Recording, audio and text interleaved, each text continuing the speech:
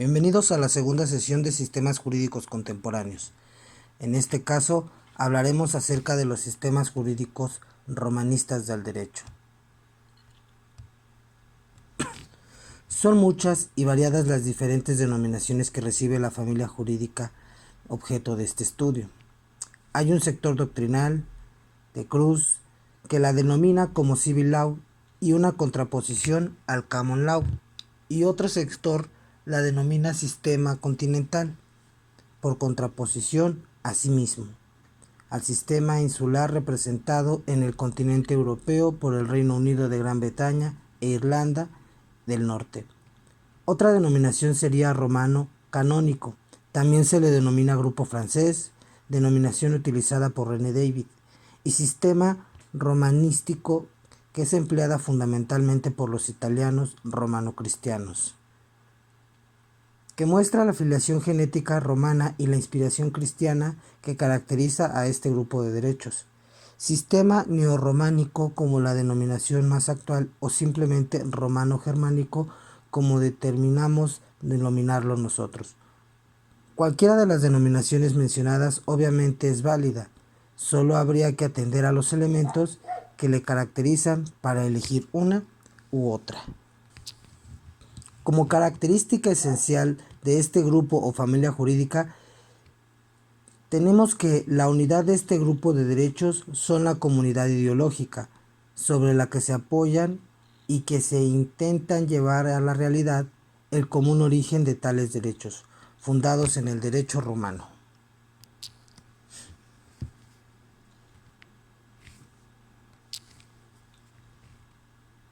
La analogía estructura de los mismos, que lleva consigo la utilización de iguales conceptos, y la analogía existente en el orden a la concepción general de las fuentes jurídicas admitida en estos diversos derechos, y el parentesco que existe entre los métodos de trabajo y de investigación de sus juristas. No obstante, esa puridad no la lleva consigo el derecho romano, ahí donde se acoge, ya que las distinciones que se hacen son las siguientes. El derecho romano recibido por los pueblos del continente europeo y llevado a América no es el derecho clásico de Roma, sino fundamentalmente el derecho del Corpus Juris Justiniano, estudiado en las escuelas jurídicas de Occidente. 2. Que la recepción del derecho romano tuvo en los diversos países y características fue distinta. 3. Que al lado del derecho romano han contribuido otros distintos elementos históricos, como pueden ser elementos ibéricos, el derecho canónico, el derecho natural, el derecho germánico, por mencionar algunos. Asimismo, podemos hablar de la unidad cultural como un sistema clasificatorio. En primera instancia podemos encontrar la tradición e historia común. Para explicar ciertos aspectos particulares del derecho comparado, es necesario recurrir a la historia del derecho, explicaciones y estas que dan a luz al derecho actual. No se concibe, de hecho, un estudio de derecho que no tenga las nociones generales históricas de aquellos órdenes jurídicos con los que interactúa, posiblemente con bastante frecuencia. El panorama de los sistemas jurídicos contemporáneos no puede explicarse sin referirse a su dimensión histórica, a la hora de estudiar a la familia jurídica romano-germánica o a la hora de estudiar su formación histórica. No podemos ni debemos desdeñar la influencia y la recepción del derecho romano, así como su participación en Europa continental y en el resto de los ordenamientos jurídicos que acogieron sus principios, ya sea voluntariamente o por conquista, así como los motivos por los que ciertos ordenamientos jurídicos se han diferenciado del resto. Los llamados sistemas híbridos o sistemas mixtos, tales como el de Luisiana, Escocia o Quebec, y la base histórica de la familia que ocupa esta familia y que es la que pertenece a nuestro actual derecho nacional, tiene su fundamento en el derecho romano, ya que, como dice el profesor Robert von Marx en su obra Historia del Derecho Romano, ningún pueblo del mundo se puede encerrar en un aislamiento absoluto, subtraído por entero a las influencias jurídicas de otras naciones. Por tal motivo, en nuestro caso sería pertinente el estudio del derecho romano, base de la familia romano-germánica, siguiendo a la misma doctrina, ya que sólo puede dominar el derecho vigente quien haya estudiado previamente sus fundamentos históricos. Solo la historia del derecho, la explicación del derecho del presente como un producto del pasado, nos puede llevar a la plena inteligencia de nuestra vida jurídica actual. Tales motivos nos conducen a estudiar la evolución histórica del derecho romano, desde el momento en el que se funda la ciudad de Roma en el año 753 a.C., hasta la caída del Imperio Romano de Oriente, con la caída de Constantinopla en 1453. Para un mejor estudio, al menos más conciso y preciso, los periodos de la historia del derecho romano y teniendo como base de las diferentes transformaciones y cambios que se producen en las instituciones jurídicas de Roma, tenemos que analizar los siguientes aspectos o etapas. Primeramente, la etapa del derecho romano arcaico, desde la fundación de Roma en el año 1753 a.C. hasta la promulgación de las leyes de las 12 tablas en el año 449 a.C.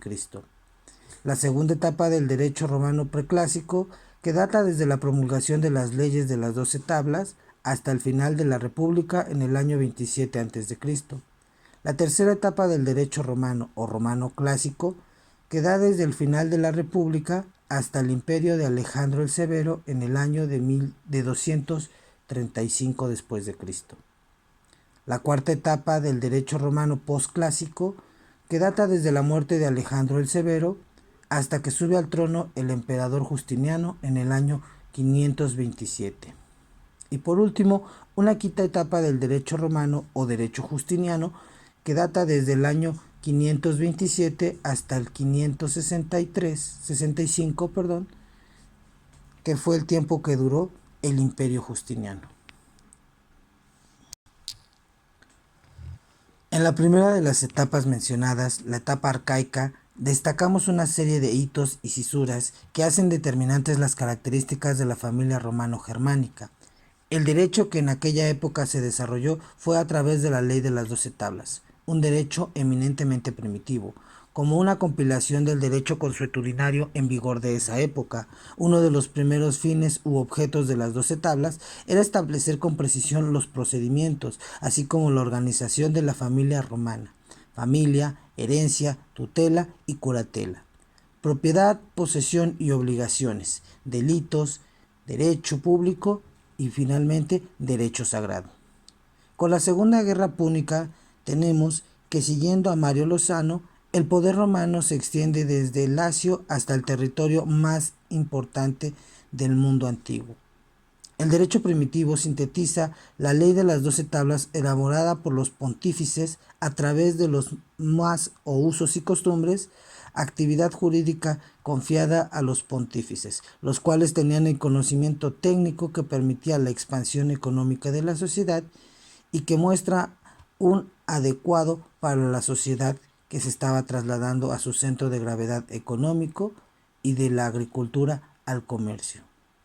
El derecho necesita adecuarse a las nuevas exigencias, y esto se hace a través de la obra del juez.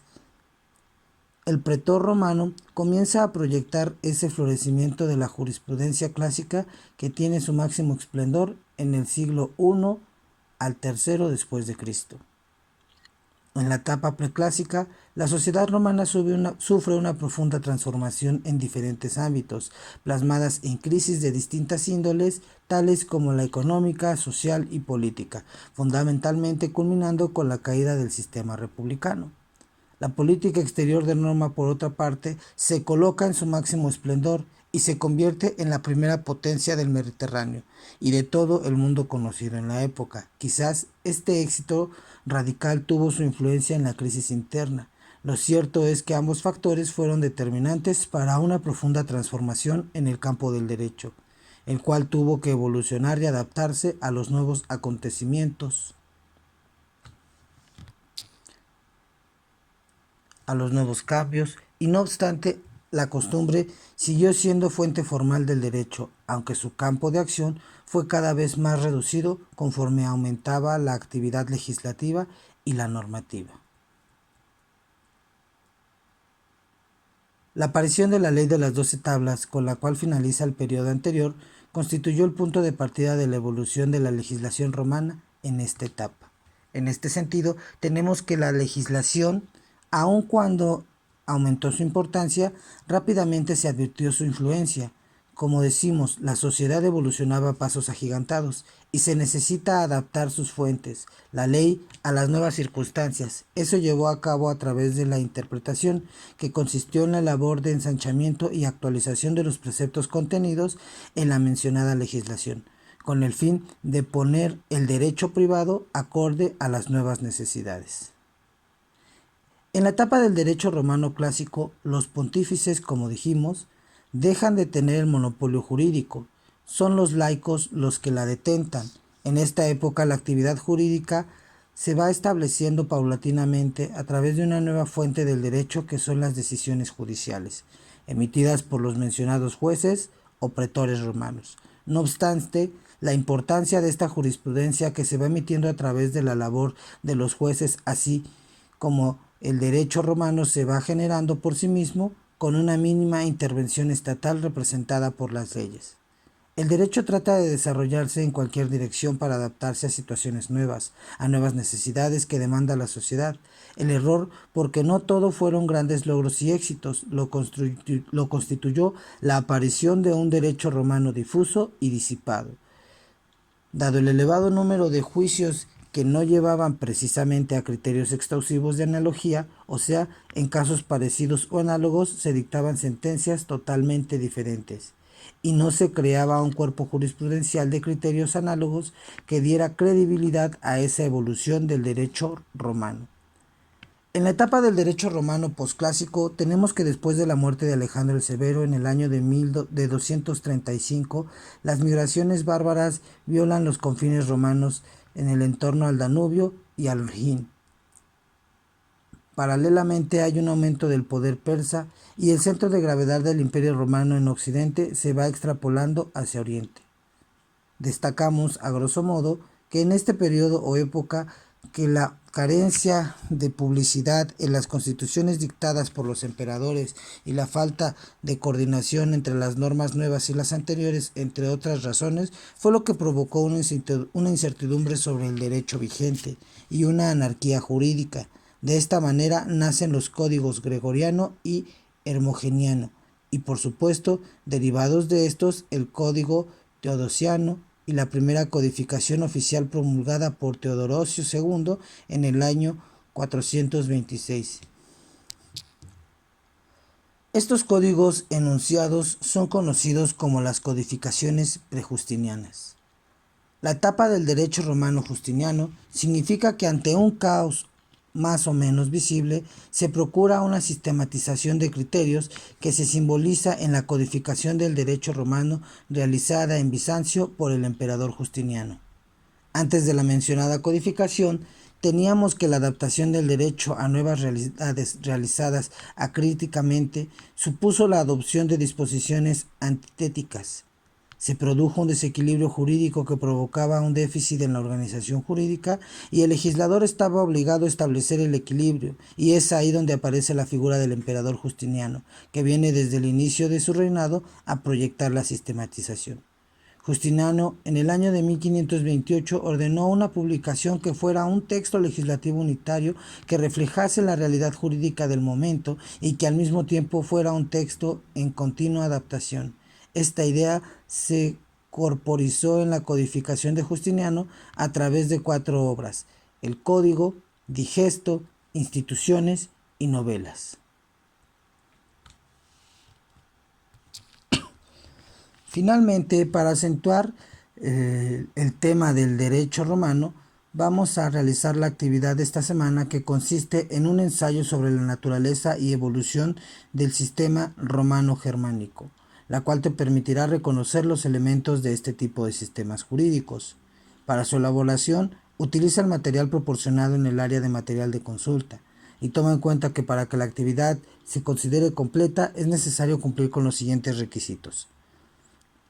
En cuanto al contenido, primeramente la carátula, y asimismo abordar los temas de los aspectos generales del derecho durante la monarquía, los aspectos generales del derecho durante la República, los aspectos generales del derecho en el Principado, los aspectos generales del derecho en el Imperio y finalmente la integración de la compilación de Justiniano. Toma en cuenta que para que la actividad se considere completa no es un resumen, por lo cual para obtener la rúbrica de cada uno de los temas se selecciona una idea principal, ya sea un enfoque o una idea principal a tratar.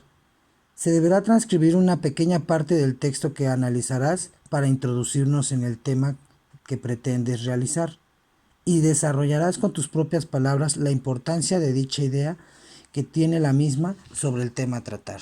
Por ejemplo, vamos a hablar en la época del periodo justiniano sobre la importancia de la codificación como una técnica para unificar el sistema jurídico.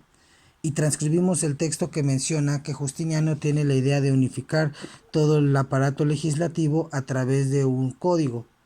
Posteriormente, con nuestras propias palabras, analizaremos cuál fue la importancia de la realización de este código o de los criterios que tomó en cuenta Justiniano para que el sistema jurídico se unificara a través de un solo aparato legislativo.